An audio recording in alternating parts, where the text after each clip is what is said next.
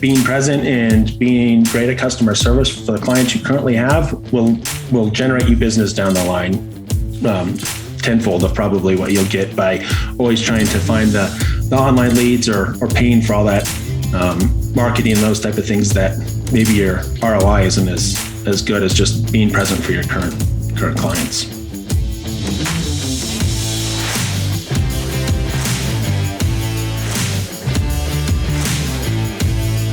So the question is this: how do most agents find the secrets to succeed in today's competitive real estate market, especially when the top agents are keeping those secrets to themselves? That's the question, and this podcast will give you the answer. Hi, I'm Aaron Amuchastegui, and welcome to Real Estate Rockstars.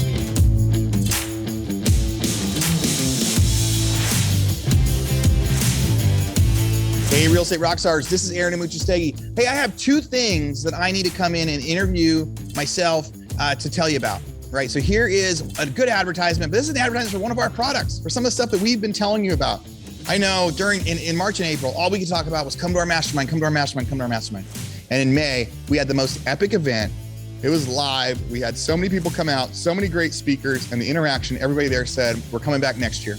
They're already waiting to sign up. And I know that our spots for next year is going to sell out 6 months before our event even happens. But I'm not trying to sell those tickets yet. But what we do have is we have the recordings from that mastermind. So we have the recordings available now. So if you go to Rebus University, you go to view courses, and you can actually buy the live feed, buy all the recordings from the Real Estate Rockstars mastermind. So go to Rebus University, that's where all of our classes are. Go to view courses, and you can find the recordings from our May mastermind. That's selling for $399. We've got 2 days of content there, so much good stuff. And if you email me, I'd be happy to email you out our PDF booklet that has some of the questions and actionable plans that we talk about during that mastermind. Second, we have now launched Real Estate Rockstars coaching. There's so many of you out there listening that learn about real estate from this podcast or other podcasts like it, but you don't have mentors, you don't have coaches, you don't have other people around because maybe it's weird, maybe it's tough to find somebody, maybe it's too expensive, but we think we've solved that.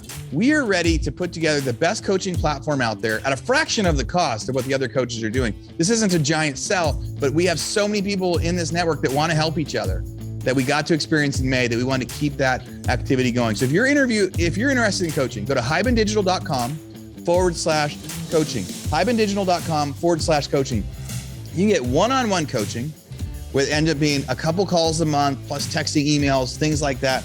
It's a $1,200 per month commitment where you get matched up with a coach, and it is just one-on-one, and that coach is focused on you. But if you want a better entry level, we also have group coaching. That group coaching is going to be $375 a month, where you get on with other people. We'll be doing these Zoom calls, Q&A Zoom calls. You're going to ask a question. It's going to get answered by some of our coaches, and it's going to be a really, really good time. And you're probably going to learn from the other members that are there as well. Now, with either of those two things, if you sign up for one-on-one coaching or you sign up for a 6-month commitment in the group coaching, we'll get you those Real Estate Rockstars recordings from our mastermind, that $399 value, for free. So if you just want the recordings, go to Rebus University, go to courses, find the mastermind, buy those recordings, $399. You will not be disappointed. Great content in there. Sit down for 2 days, watch it, and take notes. If you're ready for some more interactive coaching, then step up to our group coaching. Get on there with some other people. We'll do Zoom calls. We'll have coaches much better than me on those Zoom calls as well. We'll be helping you with your business, especially in this time of turmoil. And then if you want to graduate even further, you can graduate into that one-on-one coaching where we find the perfect coach for you in our Real Estate Rockstars network. All right, guys, back to our regularly scheduled program. As always, thank you for listening.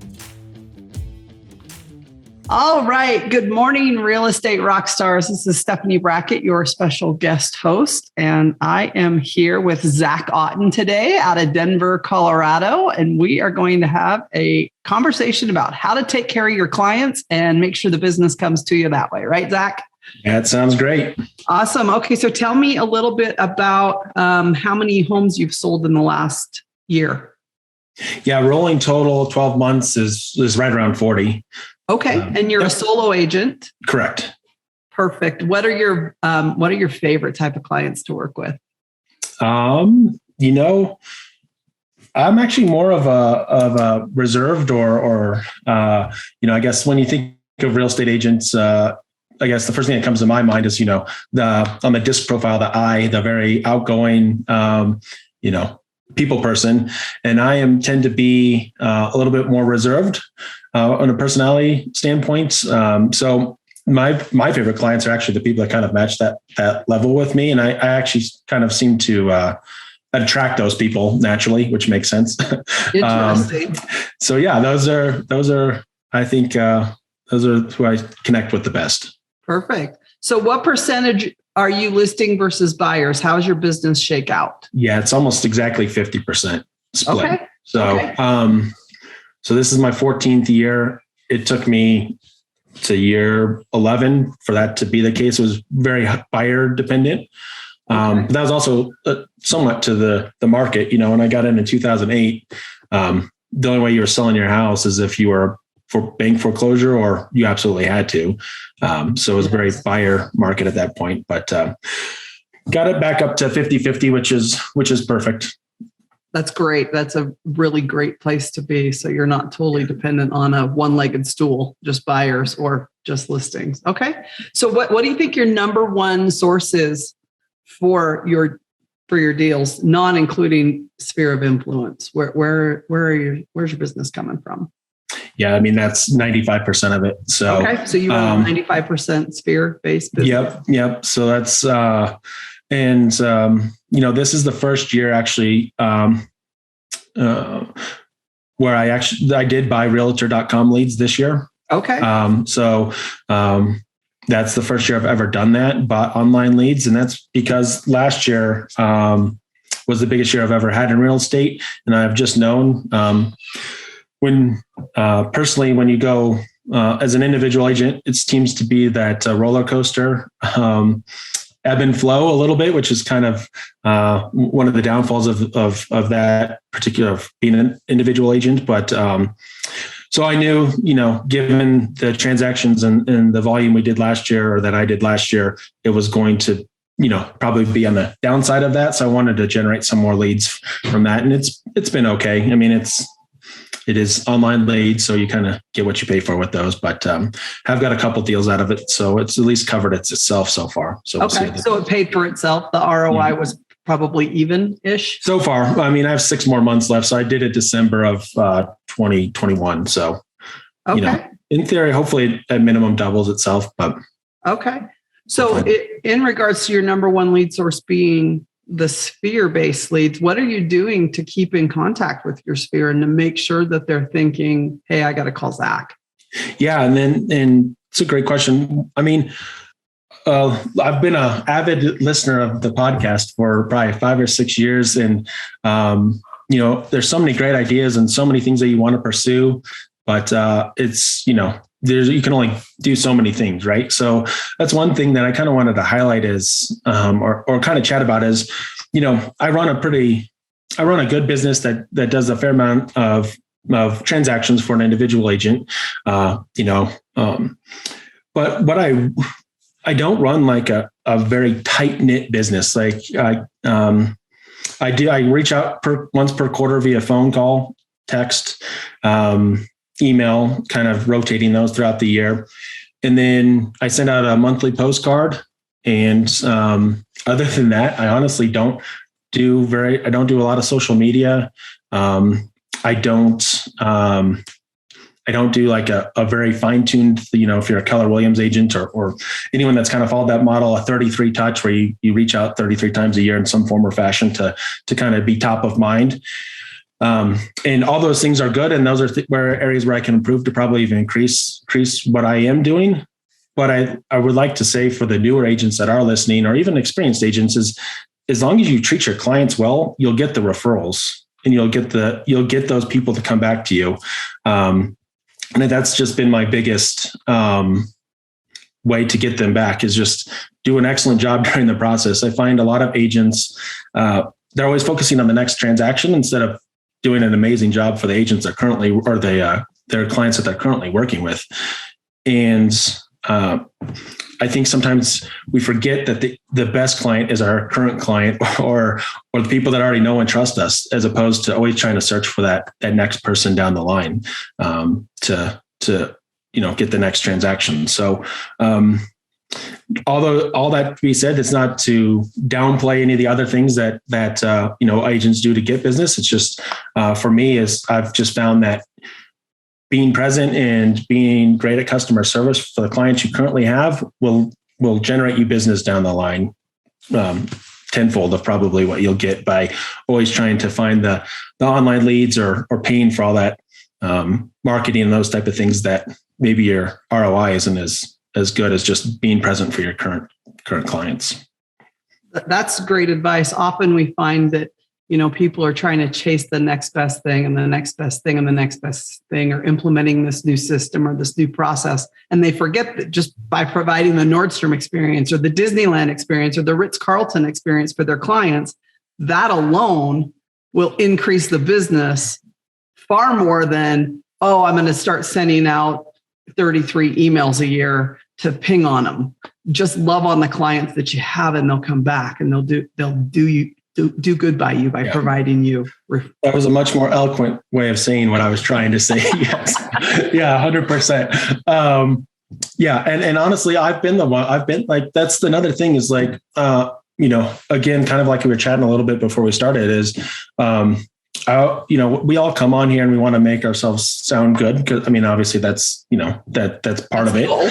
Yeah. And I do think, I'm a good agent and do well for my clients, but it's also, we're human, and I've chased the carrot on the stick a billion times. Like always, you fall for you can get me clients by running these perfect Facebook ads. And, then you end up calling people all day that, 90% of them want to rent and don't even know what you're calling them for. And, I've done all those things. And I think I've always just come back to just treat your current clients well, and it will come. So it'll happen. Yeah. 100%. You never walk out of a store, when you're shopping, you never just walk out of a store when someone's treating you really, really well. You're there with them, and you may not buy anything from them, but you'll certainly recommend them to 80 million other people that want to buy something from them. 100%. Treat them well. Okay. Well, so as we're talking about that, my next question, it kind of leads into that. So what failure have you had, maybe at some of the things you've tried,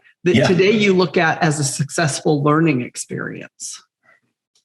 Pretty much every carrot on the stick type of marketing thing that they can get you the leads, and you'll be buried in leads and you'll have more business. Like, so there's been so many places where I've put money into that have not been a good return on investment, and honestly been a big waste of time. So, the main one that comes to mind is the marketing company that, would advertise your listings and you would get leads from them via Facebook. But that was just, it just kind of buried me with leads that frankly weren't going to go anywhere.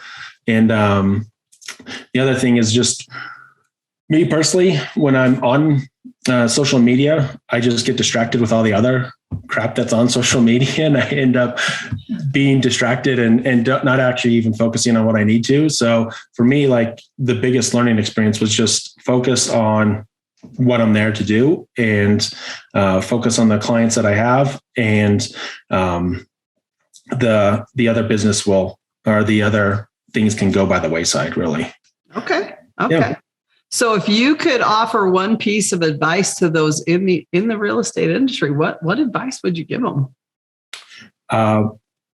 Focus on your clients that you have and continue to serve them at a high level. I know I kind of keep harping on that particular point, but you've been around a long time though. You've been doing this since 2008.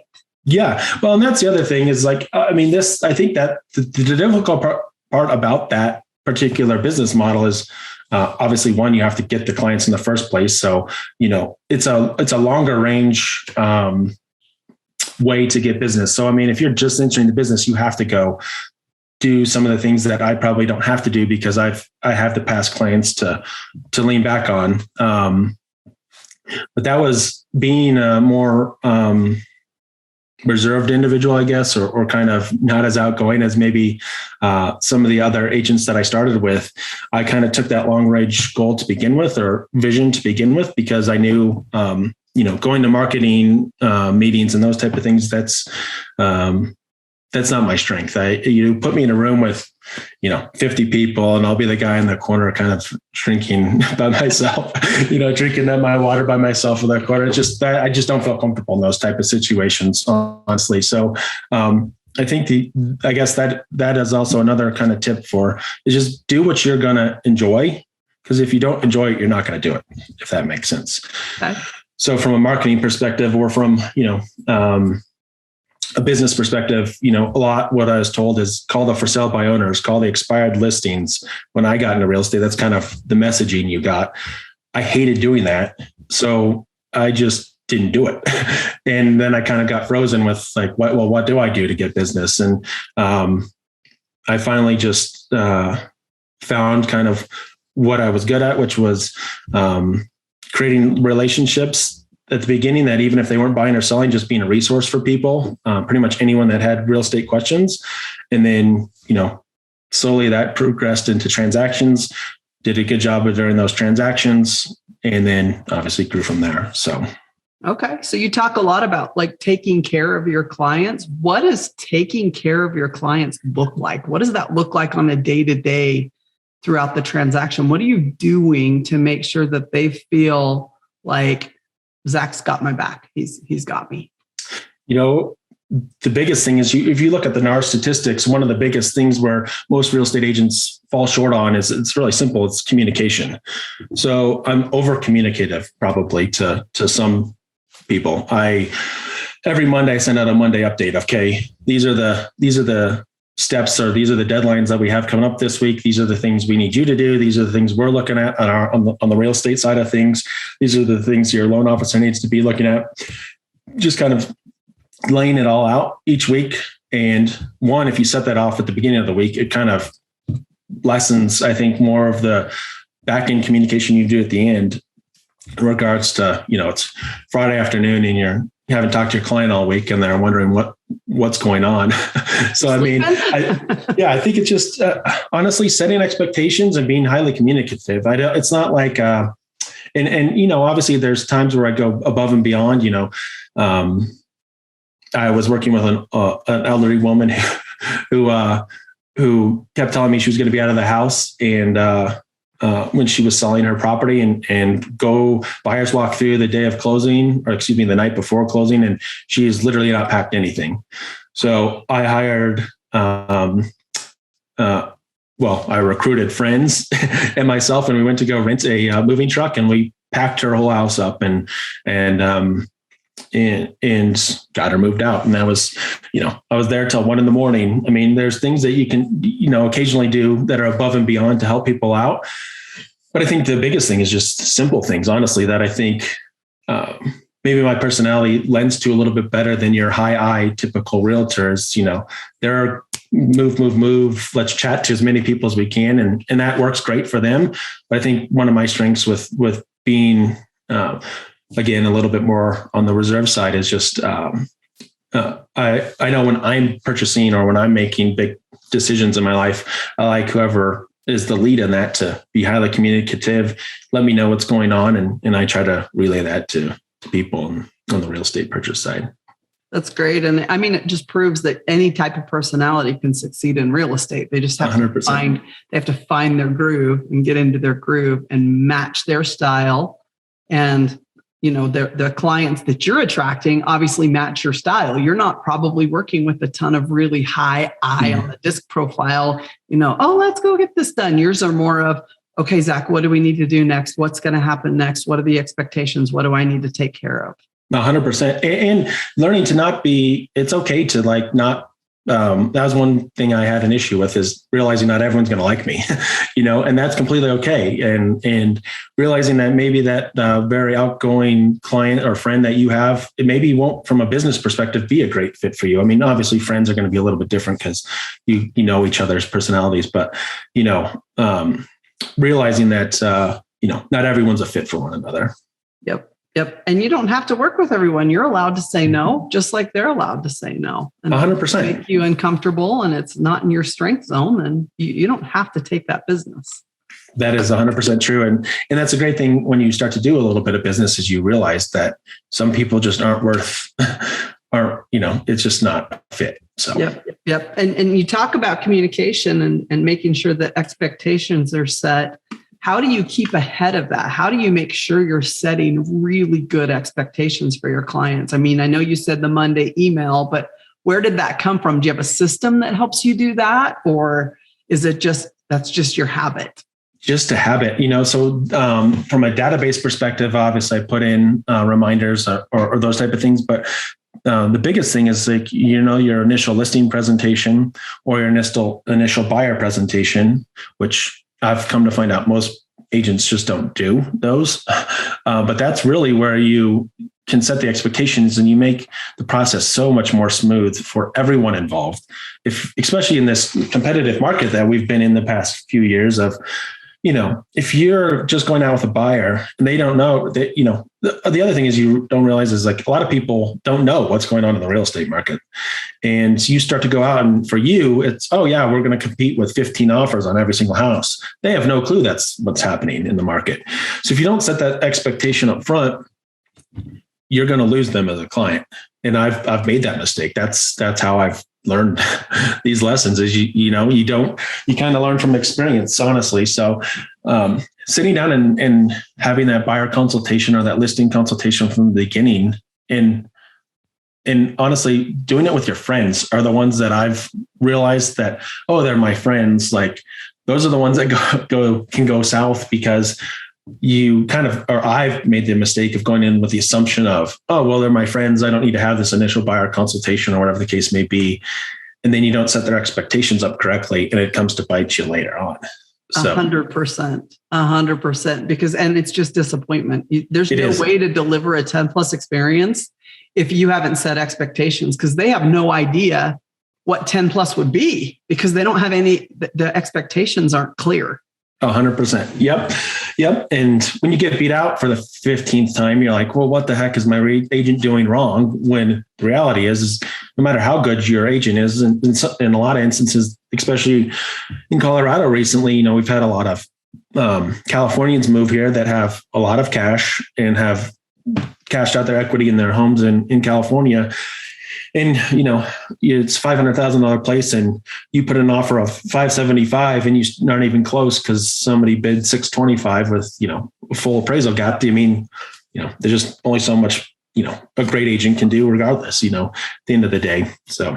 Right. And as the market shifts, it makes it even harder because the market, as it's shifting, people are still living 3 months ago or 6 months ago. And you lived through 2008. I lived through 2008. We remember what that was like as it started to shift, the really down market when you could go in 30% below ask and get a house 40%. And then, 2012, 2013, the market starts to shift back and people are pissed off because they're not getting a house for half. 100%. And it's all expectations. We're the market experts. We have to be the one to explain that to the clients that, look, this is what the landscape of the real estate market looks like right now. Exactly. Let me get you most prepared. And that's when we fail, is if we don't have that conversation. 100%. That, and when, I think that's why we're going to have to start having a conversation with our sellers because, right now, it hasn't dropped off completely in Colorado, but January, February, we're averaging about 26 showings per listing that first weekend. We're down to 6 now. So we're seeing, I don't think it's anything like 2008 again, but we're definitely seeing that adjustment, right? And if we're not letting our sellers know, or if us as agents, aren't doing enough transactions or we're not looking at the data, how do we relay that to them that, hey, this isn't 2 months ago when you sold your home, you put it on the market and you had, 10 to 20 offers or however many you ended up with. We need to have that conversation up front to say, hey, we can't just price it at whatever we want these days and kind of get an offer. We need to actually be, priced appropriately and make sure we're priced competitively compared to what's out there to get you top dollar. So. Yep. And that's the conversation we 100% have to have. And we have to give it to them in a factual way. Hey, this is the data. This is what we're seeing. 6 months ago, you didn't care about the feedback on the 67 showings you had on the first 2 days on the market because you got 15 offers. So you don't care what the feedback is. And now that the market is starting to shift a little, our sellers are going to, well, whatever happened to the guy that showed it on Tuesday? What did he think? What about the one on Wednesday? They're going to want feedback on their showings, and they're going to realize, crap, I can't just, put it out there for $100,000 more than I paid for it 10 months ago. And exactly. Expect to just get 20 offers on it. Yep. Or you can't just go to the mountains for the weekend and have offers waiting for you when you come back. We're still seeing the multiple offers to a degree, but not nearly at the rate we were. Yep. So. Yep. And we have to be able to shift our expectations conversations really fast based on data.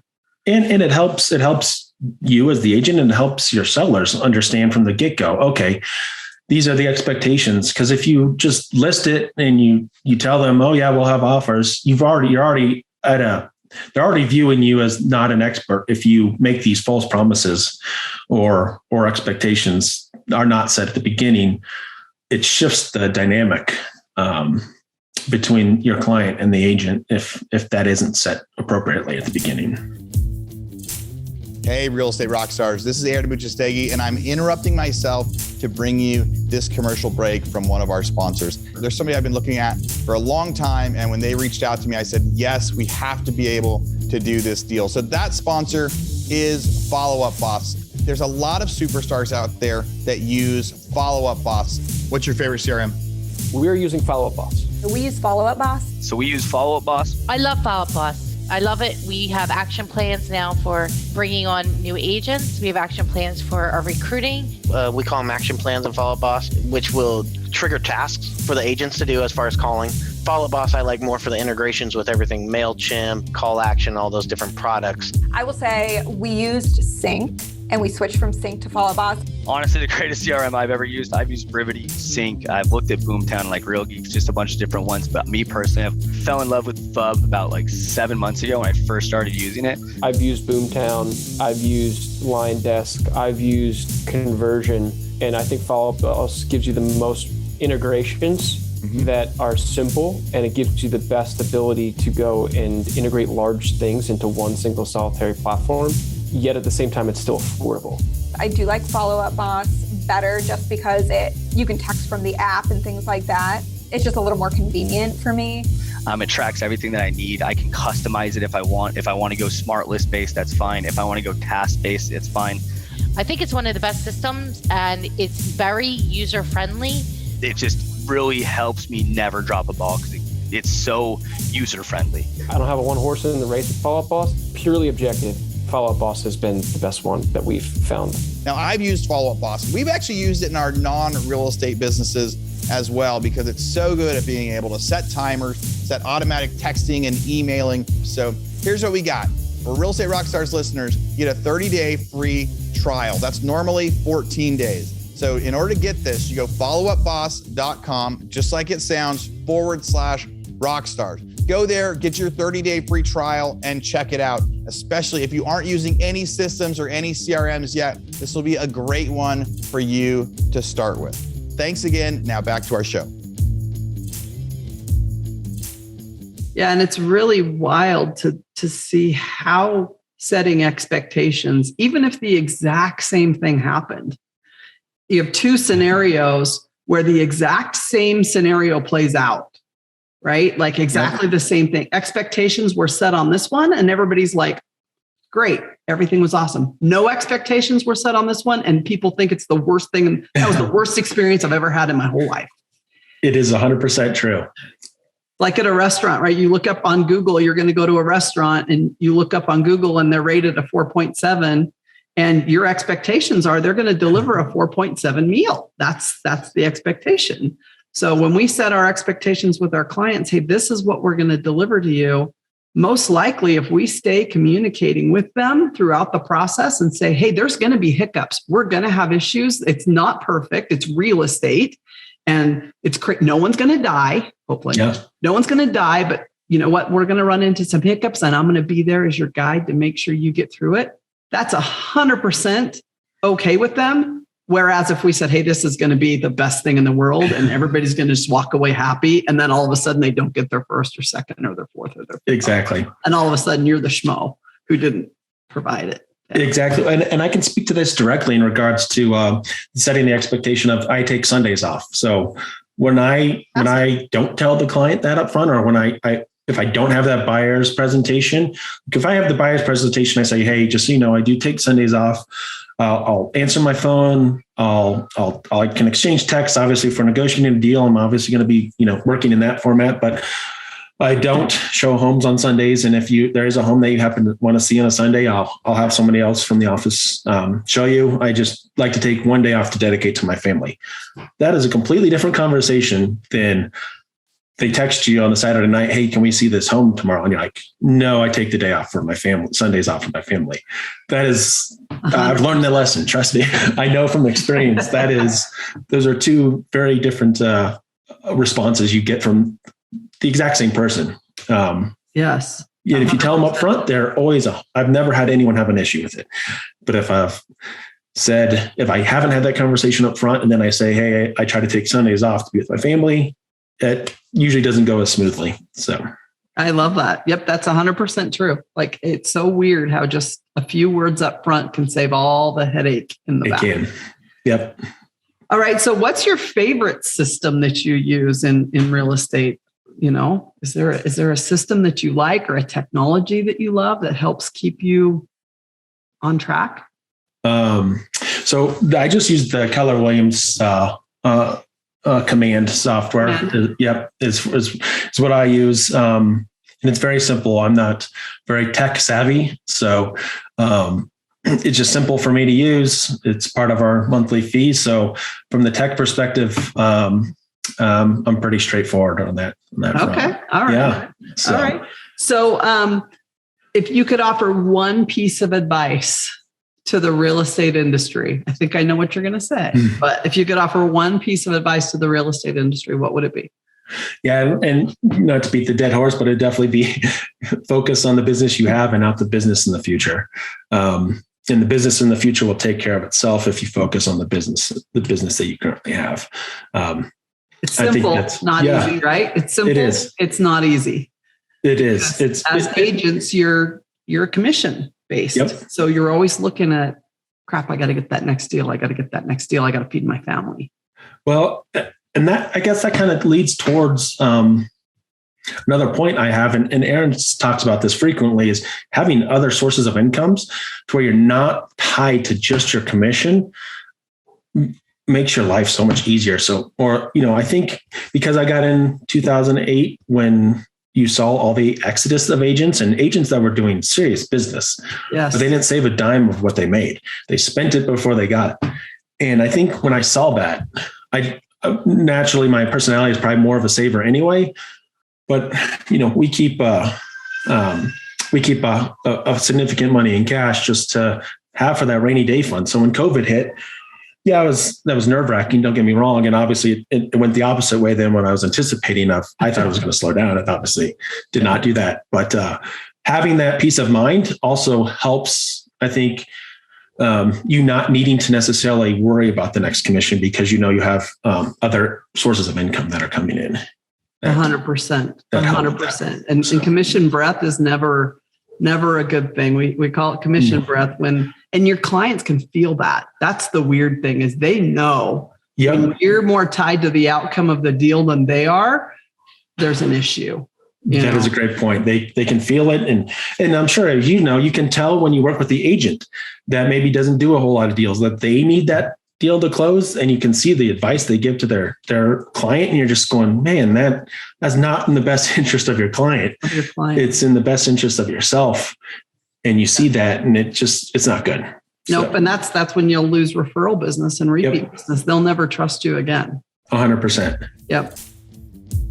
Hey guys, this is Aaron Muchistegi for another quick commercial break. But this is something a lot of you guys have been asking about. When we had our mastermind in May, we had a lot of people ask us about coaching, about how can we continue this process? Because so many of you guys out there listening to the podcast, you don't have resources where you are. You don't have other people nearby that can be mentors for you, that you can bounce ideas off of. And this business can be really, really lonely if you're not doing it with other people. So we have just now launched a great program for you, and it's just Hyman Digital Coaching. It's Real Estate Rockstars Coaching. And here's what we do. We've got a spot you can go to. You go to realestateradio.fm/coaching. We have individual one-on-one coaching where if you sign up, we match you up with a coach and we figure out like who's going to be the best coach for you for a couple calls a month. It's not that much money. I think it's going to be $950, a couple calls a month with a coach that's been where you're going, and they're going to try to help you. And then we also have group coaching for a lot less, where you can sign up and you can get in group coaching with groups of 10. And we can do calls every couple weeks with different people that'll guide you through that process. So if you've been getting a lot from this mastermind, but you think you would get a little bit more for some one-on-one coaching from somebody who has been exceeding in real estate, go to realestateradio.fm/coaching, realestateradio.fm/coaching, and sign up. We can't wait to find somebody to help you. One thing you've learned in the last couple of years in this crazy market, the crazy times, the COVID, the buyers just like skyrocketing, no inventory. What's the biggest thing you've learned? Oh, I don't remember what I put on the interview sheet, but the one thing that reminds the thing that pops out is just like the creativity you can do to structure offers of, even though I've been doing this 14 years, like you never really needed appraisal gaps, before. You never, you didn't need to like X out dates or waive inspection, not to waive the inspection itself, but waive the objections and those type of things. You just didn't need to do that. And I think going forward is, even if it's not as a competitive, those few times where you are in multiple offer situations, leaning back on some of those experiences that we've come across, that, creative ways to structure transactions that get your client the deal that aren't always necessarily tied to just being the highest offer as well. So 100%. And we saw tons of that. I mean, it was one of those things where you were just, if you were the listing agent, you were like, wow, some of the things that are coming across my desk that people are coming up with, but creativity, all that's fun. Yeah, that's exactly what the creativity. I was like, man, learn from other agents. Some of these people are very smart. Some of these agents are very smart on how they structure these things. Take what you're seeing on the offer side and implement that on some of your offers. So, right. I know on our team, we had a clause library that we stored on a Google site, and it was like all the different clauses that we had used to win offers, and just taking them from, hey, this one worked and we won this offer, or we saw this one come in and my sellers were like, wow, I want that. So we just kept a list of all those, and that's how you compete. That's how you win, is to get creative when the market calls for creativity. Exactly. All right. So any predictions you have for the market coming up? Oh, I'm bad at this game. I thought the market was going to go bad, or not bad, but you slowed down 4 years ago. Well, you lived through 2008. Yeah. 2009, you got into real estate in the worst market possible. 2000, there wasn't a worst market. So you've seen the worst. So what do you think is going to happen now? I think we're going to see kind of a flattening out of appreciation. I mean, in the Denver metro area, I think we're up to like 18 to 20% appreciation over the past 2 years, year over year. I mean, it was just kind of a little, just unsustainable, right? So as these interest rates have gone up, hopefully, that slows things down a little bit to a little bit more reasonable pace. And I say that mainly because I just feel bad for the new buyers and the younger people that they just don't have much of a shot to compete these past couple of years unless you have family helping you out with down payment. So I think my maybe it's a wishful hope, but maybe a little bit more of a quote unquote normal market would be is what I'm kind of foreseeing. I don't know. You kind of see the warnings of, everyone likes to predict doom and gloom, but I don't personally see that happening. I think the fundamentals of 2008 versus today are just very different from one another. Very different. We don't have the crazy lending practices that we had back then. And until we start to see inventory creep up significantly, it just, supply and demand is a very simple thing. Even I can understand it. So if you, until that changes, I'm not sure how it could drop significantly. So Yep, I agree. I mean, we've been battling an inventory problem for years now, and it's not like, after 2008, we just didn't build anything. Nothing was being built, and so the lack of inventory has really caught up to us the past couple of years. And even with the increased interest rates, there's still a bigger demand than there is supply. So there is. And who knows what the interest rates will do? Some people are predicting they'll go even higher. Others will think they'll flatten out. And some people are predicting it'll go a little bit lower. So it's, it'll be interesting to watch. Hindsight's 2020. You can never tell. You can never tell. Who would have ever thought what happened in 2008 was going to happen in 2004, 2005? We would have never predicted that was what we were looking at for 08, 09.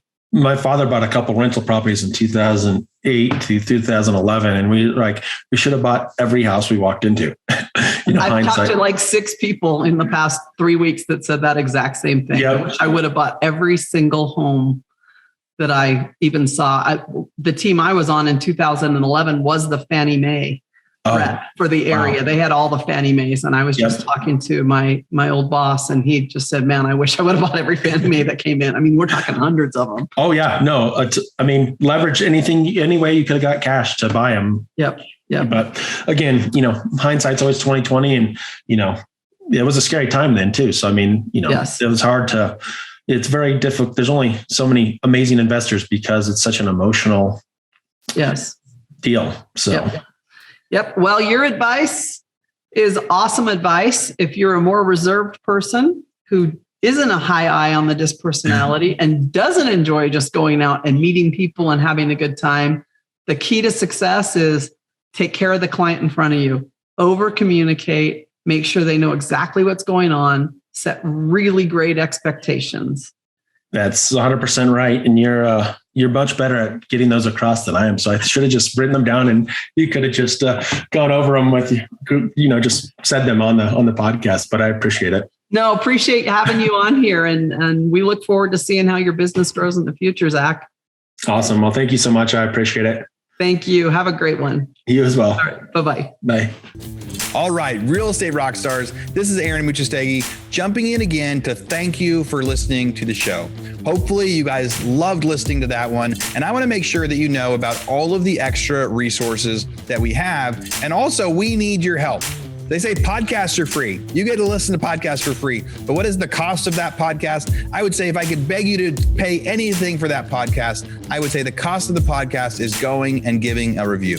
So whether you download it on Google or Apple or YouTube or anywhere else, please go give us a review. Say what you liked, what you didn't like. It helps us get better guests. The more reviews, the higher we get in the rankings. Right now, we are the biggest podcast out there for real estate agents, and we want to keep that spot because we know there's lots of podcasts out there. So go give us a review.